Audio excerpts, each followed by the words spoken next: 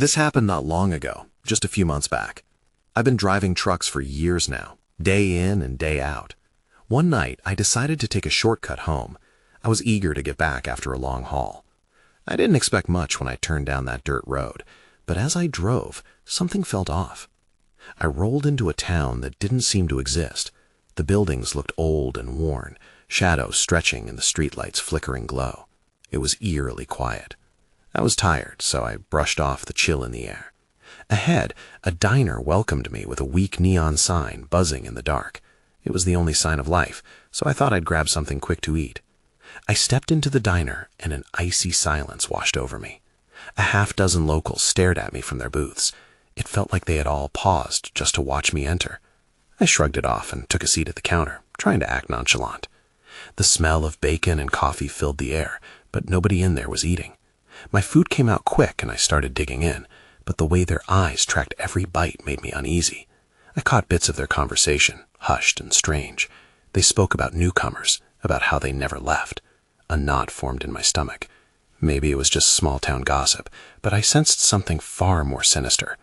I tried to relax, but felt eyes on me, a weight pressing down on my chest. I glanced around for the exit, but it didn't seem to be there. The locals shuffled in their seats, blocking my path. I blinked hard, my heart racing. I needed to get out. I stood up, but I felt frozen, like the world had slowed down again. The clock on the wall above the door blinked rapidly. It was dizzying. I could barely breathe, and the air felt dense. I opened my mouth, wanting to shout or ask for help, but no words came out. They just stared back at me, and their gazes felt like chains. One of them leaned forward, shadow swallowing his face.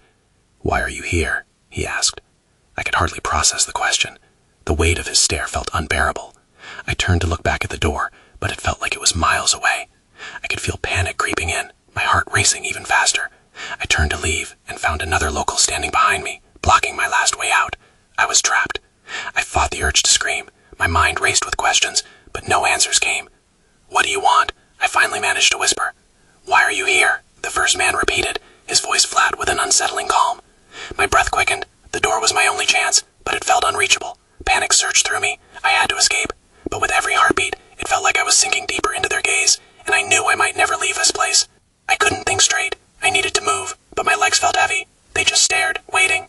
I glanced at the window. Outside, I could see the darkness creeping in, the shadows pooling like a thick fog.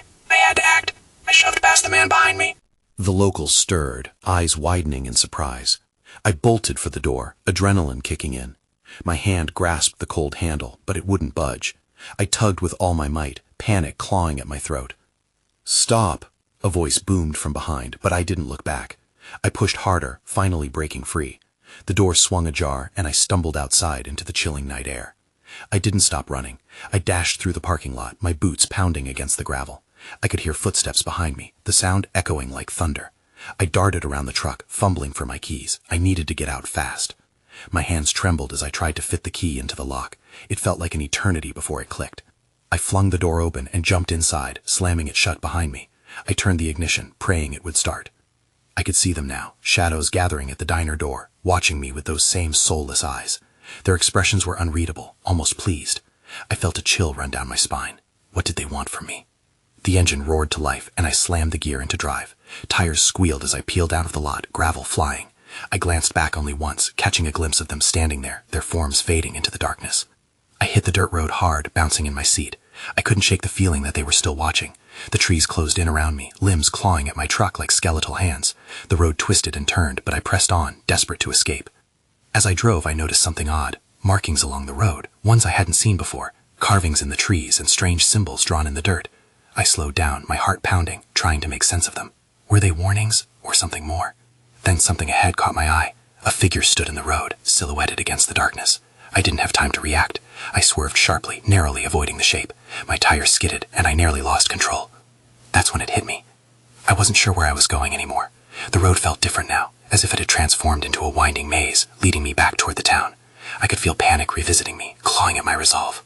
I pressed forward, but my sense of direction was slipping away. And then I heard it, a low, unsettling sound echoing through the air behind me, like whispers growing louder. I didn't dare look back, but something told me that I was not alone. Maybe I had stepped into something much bigger than I could handle. All I knew was that I had to find a way out, but with every turn, it felt like that town was pulling me back.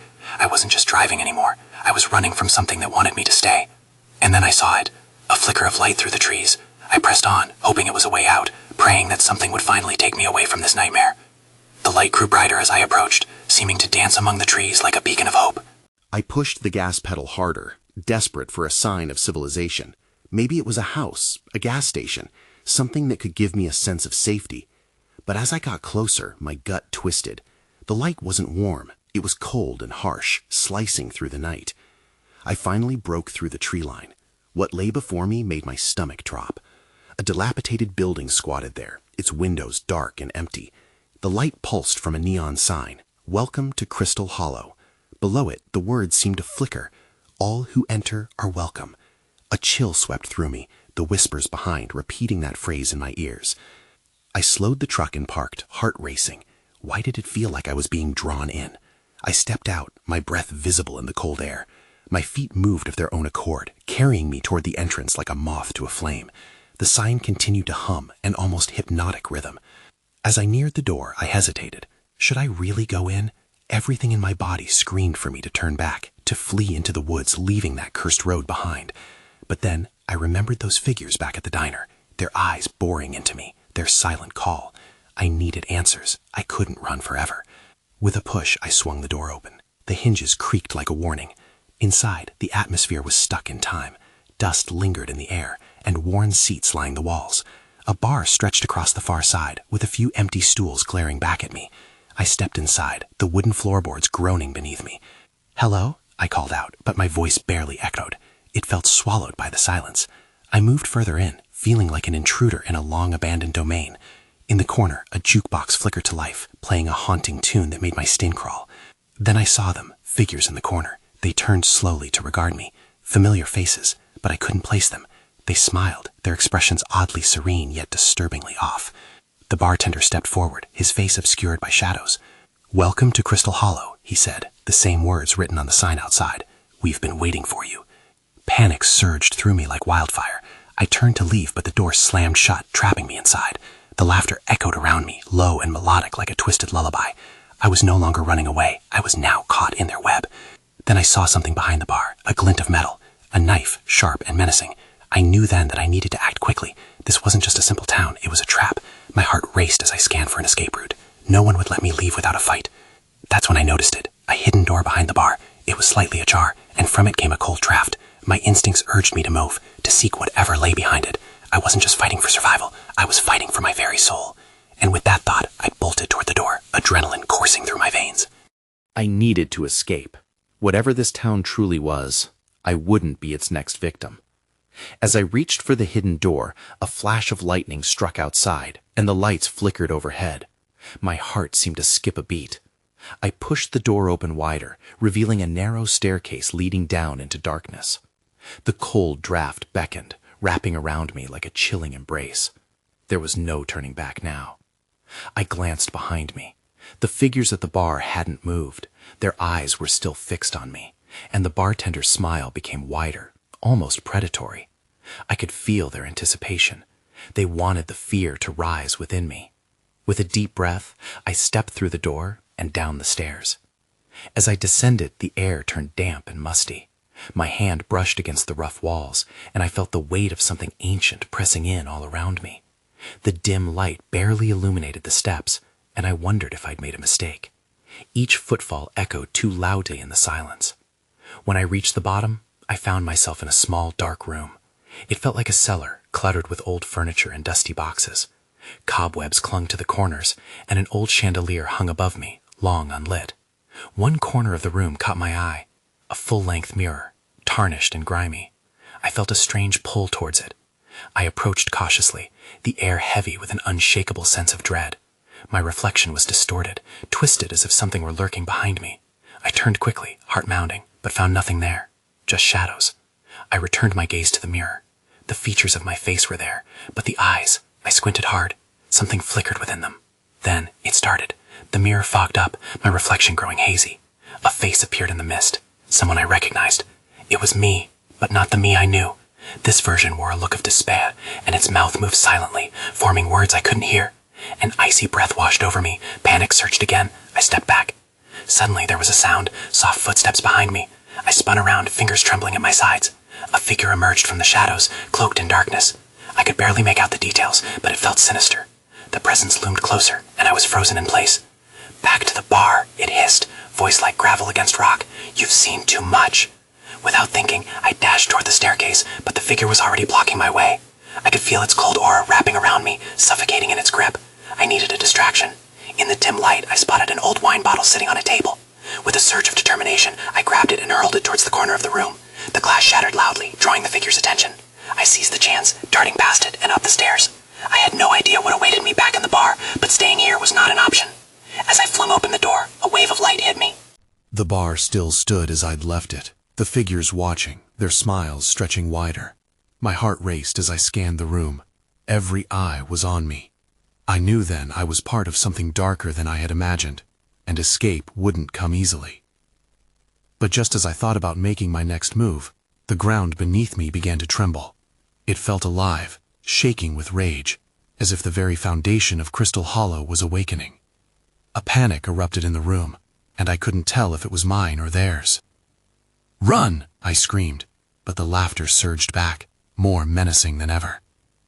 The ground shook violently, and the tremors intensified with each passing second. I staggered, feeling the weight of countless eyes on me as I fought to regain my balance. People at the bar were no longer laughing, their faces twisted in a mix of fear and excitement. It was like their joy had turned to primal hunger as they sensed something primal awakening. "Get out!" I shouted again, but my voice was drowned out by the chaos. Everyone else remained frozen, their menacing smiles now morphed into something more grotesque. I glanced towards the exit, but the door seemed to warp in and out of focus, a mirage just at the edge of my panic. I turned and bolted further into the bar, desperate for safety. The shelves lining the walls were filled with odd items, strange bottles, tarnished trinkets, and old photographs, their subjects staring back with hollowed eyes. I risked a moment to glance at one. It was a picture from long ago, a family posing in front of a building that looked eerily familiar. The sign above the door read, "Crystal Hollow." "Stay back," a voice echoed from behind me, firm and commanding. I spun around, my stomach twisting. It was the bartender, his expression a mix of anger and warning. The horror around me intensified, as the figures at the bar seemed to move, shadows coiling like snakes. The tremors surged again, this time followed by something darker, a low, guttural growl that resonated from deep within the walls. The air thickened, suffocating me as I craved fresh air and escape. The bar began to shift, furniture rattling as if caught in a storm. Then, someone burst through the front door. In that instant, hope flared in my chest. But as I caught sight of the newcomer, dread sliced through me. It was a woman, wild-eyed and breathing heavily, as if she had been running for her life. Her clothes were tattered and streaked with dirt. "They're coming. We have to go," she screamed, her voice edged with panic, and it sent chills racing down my spine. The laughter faded, replaced by a jarring silence that rippled through the room. Those haunting smiles were back, wide and gleeful, and now focused on her. Before I could draw breath, the bartender stepped forward, blocking her. "You don't belong here," he said softly. His eyes were filled with malice, the promise of something unspeakable. In that moment, I understood. This place was alive, a predator luring its prey. I had stumbled into a trap, and the town wanted me. All I could think was that I needed to escape, to free us both. I grabbed the woman's wrist. "This way," I shouted, dragging her towards the back of the bar. I had no idea if it would be safer there, but I knew I couldn't remain where they could easily snatch us. As we raced through twisted shadows, I suddenly stopped short. The mirror from the cellar loomed before me again, reflecting our frightened faces. But this time, something else flickered in the glass, a darkness that seemed to reach for us. I stumbled back, panic clawing at my throat. Then everything went dark. I gasped as the darkness enveloped me, my heart racing. I thought I had lost my grip on reality, but then a sudden burst of light flickered at the edges of my vision, illuminating the space around me. The din of chaos faded, replaced by the distant echo of laughter, as if coming from far away. When my eyes adjusted, I found myself in a narrow hallway, the air damp and cold. The walls were lined with mismatched wallpaper, peeling and curling at the edges. I turned to my side and saw the woman from the bar standing next to me, breathing heavily, her eyes darting in every direction. "This way," she urged, pulling me toward a door at the end of the hallway. Fear gripped my insides, but I had no choice. I followed her. We burst through the door and entered a dimly lit room filled with cabinets and dust. An old rickety staircase spiraled up to a second floor. A sense of foreboding hung in the air. "Where are we?" I asked, my voice barely above a whisper. "The cellar," she replied, glancing around as if expecting something to leap out at us. "It's their staging ground. We need to move before they find us." As I took a step deeper into the room, a low rumble vibrated through the floorboards. I froze, my heart pounding again. "What do you mean, they?" I managed to ask, grappling with the weight of confusion. "The people," she stammered, glancing back towards the door we had entered. "They're not just from the bar. They're all over the town. It's a hive." I felt the walls closing in. "What do you mean, a hive?" "This town, Crystal Hollow, it feeds on fear, on despair. It keeps its victims, and we are next," she said, her tone growing urgent. A heavy thud resonated from the hallway. I felt my breath hitch. "We can't stay here," I urged, looking back to the staircase. Then something caught my eye. Beneath the dust, a faint outline on the floor drew my attention. I knelt down, brushing away the grime. It was a trapdoor, smaller than I had expected. My fingers grazed the edge, feeling its coldness. "Help me," I said. The woman knelt by my side, her breath quickening. Together we pried it open, a creak echoing louder than I had hoped. A chill gust of air escaped from the darkness below, and I suddenly caught the faint scent of salt and decay. Just then, the door slammed shut behind us, plunging the room into silence, making the trapdoor the only escape route. My pulse raced. "Are you ready for this?" I asked, my voice trembling as I leaned closer to the abyss. "No," she whispered, but I could see the resolve hardening in her eyes. I took a breath, steeling myself. "Let's go."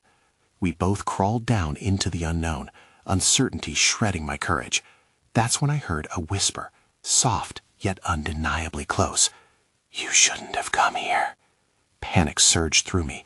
I glanced up, the light from the room above dimming rapidly. It felt like we were falling, not just into a hole, but deeper into the heart of the town. And then, the trapdoor slammed shut. I felt the ground beneath me shift as we dropped deeper. My heart raced with each second that passed. The whispers grew louder, echoing in my ears like a sinister chant. I forced myself to focus on what lay ahead. When my feet finally found a solid surface, I stumbled forward, desperate to catch my breath. I turned to check on the woman, but her face was obscured by shadows. "Are you okay?" I called out, trying to sound braver than I felt. "Yeah," she replied, but there was a tremor in her voice. "Just stay close." We were in a narrow tunnel, the walls damp and lined with creeping vines that appeared to pulse and writhe in the dim light. A faint glow came from somewhere ahead, and we made our way toward it, instinct screaming at me to run back. The tunnel opened into a cavern. Strange bioluminescent fungi lined the walls, casting an eerie glow. In the center, a large stone table was surrounded by what looked like irregularly shaped altars. I squinted, trying to make sense of the crude carvings that adorned them, a series of twisted figures and distorted faces. "What is this place?" I murmured. "The heart," she said, staring wide-eyed at the scene. "It's where they perform their rituals. This is what keeps the town alive." Before I could ask what she meant, a low hum filled the air, vibrating through my bones. The light flickered ominously. I looked around, suddenly aware of figures emerging from the shadows, faint outlines that seemed to sway and part as they approached. "Run!" she shouted, grabbing my arm and pulling me back toward the tunnel. I didn't need to be told twice. We sprinted, the rhythmic pounding of our footsteps drowned by the hum that grew louder, as if the very air was alive with anticipation. Just when I thought we might outpace whatever was chasing us, a figure stepped into our path. It was the man who had sat at the bar, his smile twisted into something grotesque. "You shouldn't have come here, my dear," he said, his voice dry like leaves crunching underfoot. Panic surged in my chest. The woman tugged me to the side, but he raised a hand. "You two are where you're meant to be." Just then, the air shifted again. The cavern walls pulsed, turning the glow from eerie to horrifying. I caught a glimpse of what lay behind him. More figures, all clad in dark robes, moving closer like shadows come to life. "This way!" I screamed, pulling the woman down a side passage just as the figure lunged for us. The narrow path descended sharply. Every instinct yelled at me to stop, to look back, but I couldn't. I heard the chanting swell again, the air thick with energy, as we ran deeper into an unknown part of the town, where escape seemed all but impossible. Then everything went dark. I jolted back to consciousness, panic still gripping my chest. I lay on a cold, hard surface, disoriented. The darkness enveloped me like a thick fog. I took a deep breath, forcing myself to calm down. Where was she? I called out her name, my voice trembling. "Hello? Are you there?" No response. My heart sank deeper. Pushing myself up, I blinked against the dark, trying to make out anything around me. I could feel the walls were close, damp and unsettling. A faint glow returned, illuminating my surroundings just enough to see I was in another cavern, but without any sign of the woman. I stood, taking slow steps, listening. The hum was gone, replaced by an unsettling silence. Then I heard a faint sound, an echoing drip, like water falling somewhere in the distance. I moved toward it, my instincts screaming at me to turn back, yet I pressed on. The glow seemed to flicker in the direction of the sound, urging me forward. As I walked, I noticed strange carvings on the cavern's walls, the same twisted figures I had seen before. "Where are you?" I muttered under my breath. A shiver ran down my spine. Suddenly, a low growl echoed from a deeper within the cavern. I froze, every muscle tense. It sounded like something was lurking just beyond the reach of the light. I'd never been more terrified in my life. "Get a grip," I whispered to myself. "You can't stay here." I turned to head back when a voice called out from the shadows. "You shouldn't be here." It was her. My heart leaped at the sound, but dropped immediately when I saw her. She stood just out of reach, face pale and eyes wide with terror. "They're coming," she gasped. "We need to hide, now." "Hide from what?" I demanded, but she didn't answer. She grabbed my wrist again, leading me to a crevice in the wall. I squeezed inside behind her just as shapes moved past us. I held my breath, heart pounding as I peeked out. Dark-robed figures glided through the cavern, chanting in low tones, their voices dripping with malice. "What are they saying?" I whispered urgently. "They're looking for us," she replied, fear clawing at her voice. "What do they want?" She shook her head, tears glistening in her eyes. "I don't know, but it's not good." The shapes moved closer, and I felt the air change. It crackled with energy. They were just a few feet away now, formation shifting, their eyes glitting through the darkness. I closed my eyes, hoping it might protect us from their gaze. Just when I thought we were safe, the chanting crescendoed. That's when I saw the central altar was glowing brighter, light spilling from its cracked surface as if something within was awakening. Everything changed. The air thickened, and I could feel a presence, something powerful pushing against the barrier between us and them. I opened my eyes and saw their faces twist in anticipation. "We need to move now," I exclaimed, grabbing her arm. But it was too late. The figures turned toward us, their eyes locking onto mine, and I understood they had found us. With an urgency that shook me to my core, we launched into the darkness, desperate for escape, knowing that whatever was behind that altar was coming for us next.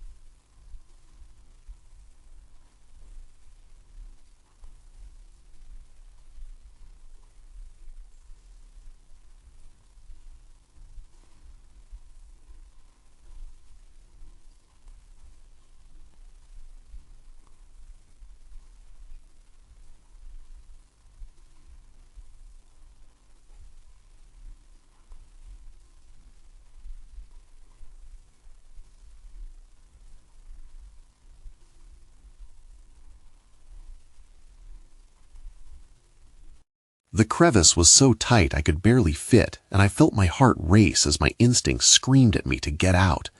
We hit the ground, panting and trembling in darkness once more. The voices echoed through the walls, growing distant as the figure searched for us. I squeezed her hand tightly, desperate to calm us both. What now? She took a shaky breath, her face determined. We need to find a way to stop them. They can't reach the maw, not if we do something. What could we possibly do against those, whatever they are? That's when the glow illuminated a path just within our reach, leading deeper into the crevice. There, she pointed. Follow me. We crawled further into the narrow passage. I had no idea what awaited us, but I felt a fierce determination to find a way out, to confront whatever was happening here. Just as I thought we might get some reprieve, I heard a low growl echo even closer, reverberating off the walls. We weren't safe yet. I couldn't tell how long we crawled through the narrow passage. It felt like hours, twisting and turning deeper into the heart of whatever this place was. The air grew heavier, almost acidic, as we pressed on.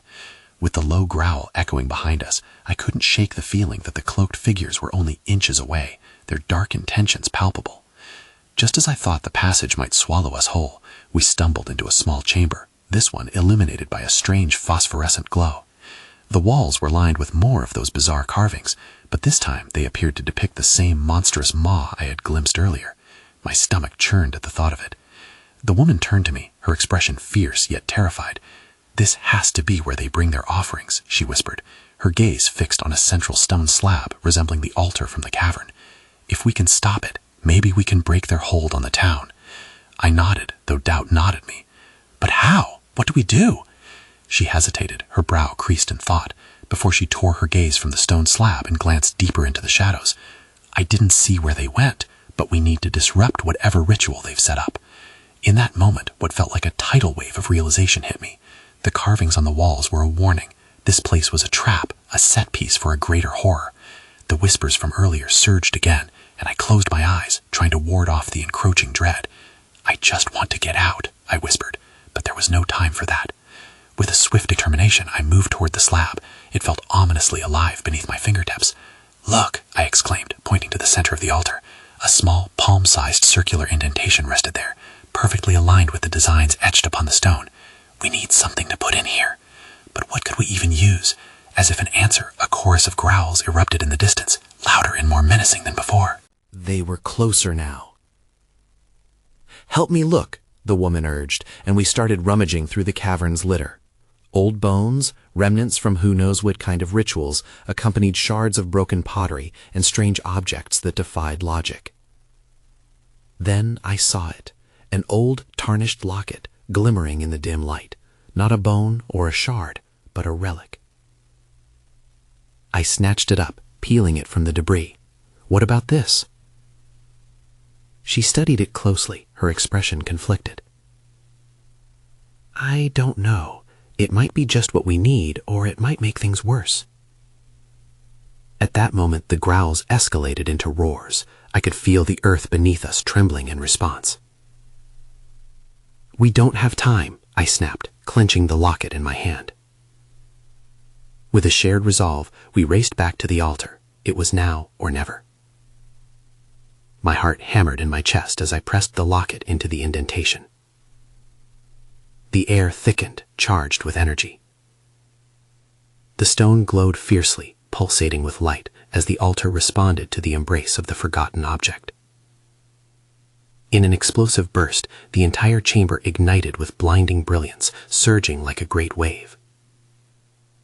The ground shook violently beneath our feet, and I struggled to keep my balance. Sinister shrieks erupted all around us, screeches of confusion laced with fury. They were coming. "Run!" I shouted, and with no time to think, we bolted for the passageway. The glow enveloped us as the darkness clawed at our heels, but we wouldn't stop. We sprinted through the maze, plastering ourselves against the walls to avoid the shadows that darted by. The growls behind us transformed into a cacophony of wails, and I dared a glance over my shoulder just as I ran into the light. Silhouettes filled the corridors, twisting and turning like smoke. I could sense their rage. I could feel that insatiable hunger they had for us. Finally, the tunnel opened up into daylight. We emerged into the clearing not far from where we had entered the town, a clearing I had almost lost hope of ever seeing again. But the sunlight did not come as a welcoming warmth. It felt blinding, disorienting. I shielded my eyes, scanning the area. The forest surrounding us appeared unchanged, but I could hear the distant echoes, the growls and wails of the town still lurking just beyond the trees. "Did we stop them?" I gasped, panting heavily. "I don't think so," she replied, her voice trembling. "We disrupted their ritual, but something tells me this isn't over." Just then, the deep silence of the woods was pierced by distant, mocking laughter, chilling and eerily familiar. I exchanged a glance with her, a shared understanding passing between us. We had escaped, but the town of Crystal Hollow was not finished with us. Somewhere, deep inside, it was still alive. Without another word, we ran, not looking back as the shadows danced at the edge of the forest, whispering, taunting, not just at us, but at anyone who dared tread too close. I turned my head for just a moment, the thoughts circling like a disorienting dream. Would I ever truly be free of Crystal Hollow? Or had I merely skimmed the surface of its dark legacy? I moved forward, unsure but resolute, leaving behind unanswered questions that would linger long after we had gone.